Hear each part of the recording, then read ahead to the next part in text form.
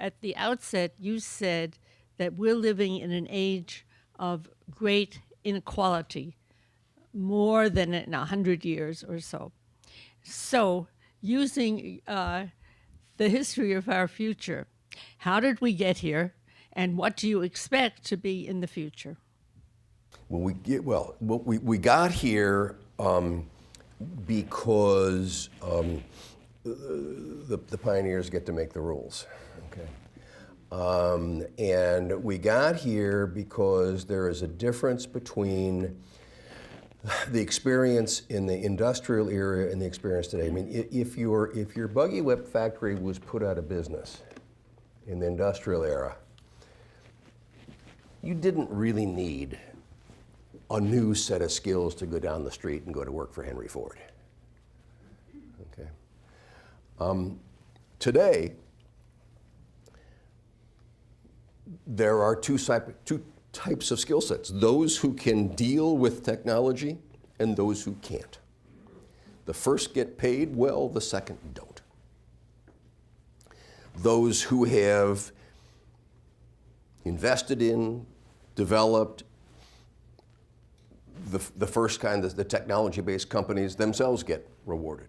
We need to come to grips with how are we going to make sure that in a rapidly changing world, we have people who are capable of moving from one side to the other. One of the things I talk about in the book is that Randall Stephenson, the CEO of at&t, told his people that they have to spend 5 or 10 hours a week in training in order to keep their jobs. This is in addition to their 40-hour week.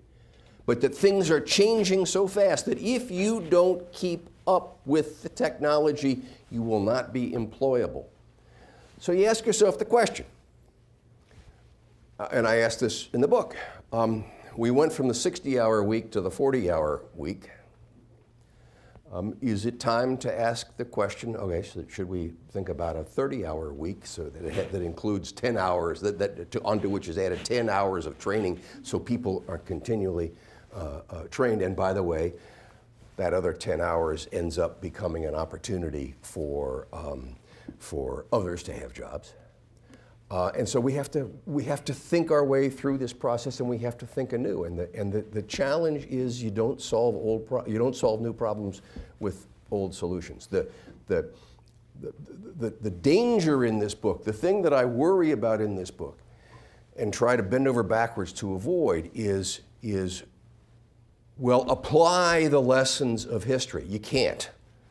Okay, we did this in the industrial era, therefore we do this now, doesn't work.